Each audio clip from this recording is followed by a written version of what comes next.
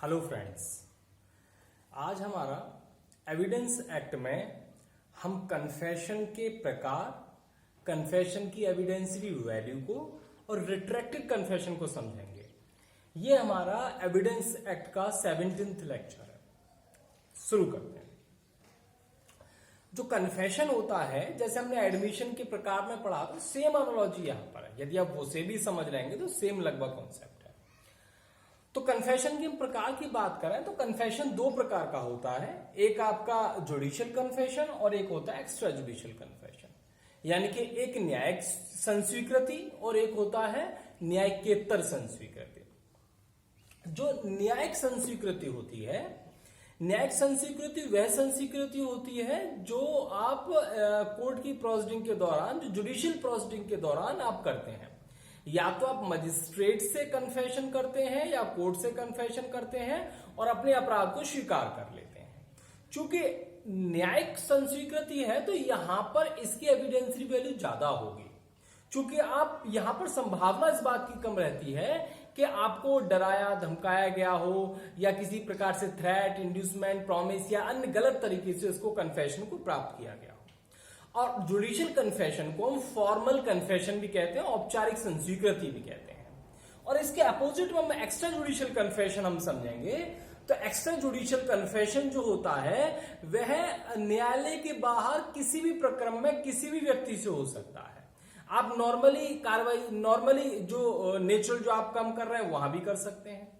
आप किसी व्यक्ति से भी कह सकते हैं, किसी भी समय कर सकते हैं, और किसी छोड़ो आप स्वयं से भी कर सकते हैं। मतलब जरूरी नहीं है किसी व्यक्ति को कहें। आप रास्ते में बोलते जा रहे हैं कि मैंने उसको मार दिया किसी ने, यद्यपि आप किसी से कह नहीं रहे थे, किसी अन्य व्यक्ति ने सुन लिया, तो वो भी कन्फेशन हो सकता है। तो जुडिशियल कन्फेशन जो न्यायालय में न्यायिक कार्रवाई के दौरान जो मजिस्ट्रेट से कोर्ट से किया जा रहा है, इसकी वैल्यू ज्यादा होती है और in comparison to extra judicial confession जो वैल्यू होती है वह कम होती है। तो यही पॉइंट हमने बताया। नंबर 1, ये जुडिशियल कन्फेशन, इसका नाम है फॉर्मल कन्फेशन, इसको इनफॉर्मल कन्फेशन बोलते हैं। ये ड्यूरिंग प्रोसीडिंग, जुडिशियल प्रोसीडिंग होता है। ये कहीं भी किसी भी व्यक्ति से हो सकता है। और ये कैसा एविडेंस है? स्ट्रॉन्ग एविडेंस है, सब्सटेंटिव एविडेंस है। अब चूंकि स्ट्रॉन्ग एविडेंस है, इसलिए इस कथन के आधार पर इजीली जो व्यक्ति कन्फेशन कर रहा है उसको कन्विक्ट कर सकते हैं। ये वेवर ऑफ प्रूफ माना जाता है कि यहां पर मतलब अब सबूत का भाई जरूरत नहीं है कि उसे साबित किया जाए, क्योंकि खुद ही स्वीकार कर लिया यहां पर, और ये स्ट्रॉन्ग एविडेंस है यहां पर। और यहां पर देखें कि ये ना तो स्ट्रॉन्ग होता है और केवल एक्स्ट्रा जुडिशियल कन्फेशन के आधार पर किसी को कन्विक्ट नहीं करना चाहिए। मैंने बोला नहीं करना चाहिए, ये नहीं बोला कि मैं कर नहीं सकते। आगे देखेंगे उस पर। दूसरा बताया ग्राउंड ऑफ कन्विक्शन इजीली हो सकता है। सीआरपीसी में जुडिशियल कन्फेशन संबंधी कुछ प्रोविजन को ध्यान में रखें। तो सीआरपीसी में सेक्शन 164 आप जानते हैं, 164 के बयान, 281 उसकी प्रोसीजर है, 463 में कुछ अनियमितता हो जाती है, रेगुलरिटीज हो जाती है, और साथ साथ 313 भी कोर्ट भी किसी व्यक्ति से पूछ सकता है। तो ये हमारा इसके संबंध में चीज थी। तो निश्चित रूप से जुडिशियल कन्फेशन के आधार पर किसी व्यक्ति को कन्विक्ट कर सकते हैं, सब्सटेंटिव एविडेंस है, और कन्विक्ट करना बहुत अच्छी बात है, इसमें कोई दिक्कत वाली बात नहीं है। अब यहां पर आते हैं कि एक्स्ट्रा जुडिशियल कन्फेशन के आधार पर ही किसी व्यक्ति को कन्विक्ट कर सकते हैं क्या हम? तो यहां पर नॉर्मली चूंकि न्यायालय के बाहर, न्यायिक कार्रवाई के बाहर हो रहा है, तो यहां पर हो सकता है कुछ इधर उधर की बातें हो सकता है सही हो, सही नहीं हो। तो यहां पर ये जो एक्स्ट्रा जुडिशियल कन्फेशन है, तो ये मांग करता है कि भाई जब भी आप इसको लें तो बड़ी सावधानी का ध्यान रखें, है ना। और कोड ये भी कहता है कि जहां तक हो सके किसी अन्य साक्ष्य की सहायता से इसकी संपुष्टि करा लो, क्योंकि हो सकता है कुछ अदर चीज हो। जब अन्य साक्ष्य संपुष्टि हो जाती है, अदर कॉर्पोरेशन हो जाता है, अदर एविडेंसेस मिल जाते हैं, तो आप कन्विक्ट कर सकते हैं। तो वही बोला, शुड नॉट कन्विक्ट, मतलब यहां पर इसके आधार पर कन्विक्ट नहीं करना चाहिए। नीड कॉर्पोरेशन और एविडेंस, यहां पर कॉर्पोरेशन और एविडेंस की आवश्यकता होती है, परंतु it is not a rule of law. परंतु विधि का नियम नहीं है कि हर एक स्थिति में, कोई भी स्थिति हो तो आपको कॉर्पोरेशन कराना ही पड़ेगा, एविडेंसेस लेना ही पड़ेगा, ऐसा जरूरी नहीं है। यदि कोर्ट अपनी जो बात थी संतुष्ट हो जाता है कि हाँ जो कन्फेशन किया है वो वॉलंटरी है, बिना किसी दबाव के है, तो प्रत्येक स्थिति में कन्फेशन का किसी अन्य साक्ष्य संपुष्टि कराना या एविडेंस लेना आवश्यक नहीं होता। केवल इसके आधार पर भी यदि जो कोर्ट है सेटिस्फाइड है तो केवल इसके आधार पर ही कन्विक्ट कर सकता है। तो ये केस, ये जो आपको मैंने बताया, ये कई मामलों में भी कहा गया और लेटेस्ट केस में जो बताया है वह Ramlal versus state of Himachal Pradesh, ये 2018 का मामला है। तो सुप्रीम कोर्ट ने ये फिर बात बताया कि हर एक मामले में आवश्यक नहीं है कि आप इसको कन्विक्शन करें, कॉर्पोरेशन करें, बस ये आवश्यक है ये देखें कि कन्फेशन वॉलंटरी था, सेटिस्फाइड था, ये सारी चीजें। तो ये हमारा ये चूज हुआ। एक और केस मेंशन किया है Sahu versus state of UP. तो यहां पर हुआ यह था इस मामले में कि एक व्यक्ति ने अपनी बहू को मार दिया और वह कहते हुए जाते सुना गया था कि मैंने रोज रोज के झगड़े खत्म कर दिए। तो यहां पर किसी से वो व्यक्ति कह नहीं रहा था, कन्फेशन कर नहीं रहा था। तो यहां पर ये चीज कि जो बंदा किसी को नहीं कह रहा है, क्या वो भी कन्फेशन हो सकता है? तो बिल्कुल हो सकता है, इसको भी कन्फेशन के रूप में स्वीकार किया गया।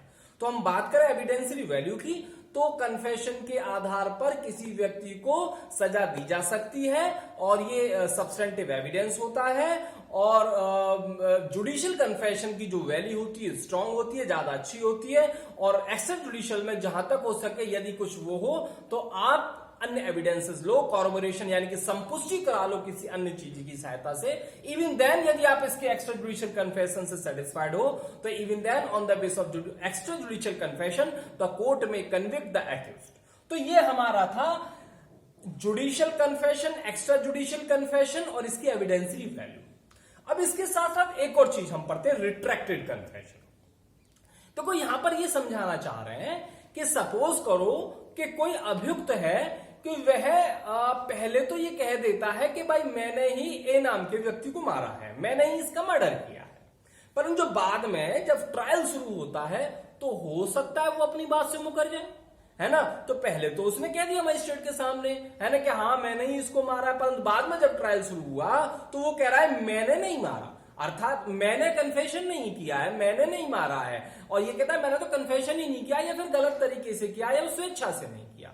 तो अब इस स्थिति में दो पहलू हो गए इस कन्फेशन के, कि पहले तो किया, बाद में अपनी ही बात से मुकर गया, है ना।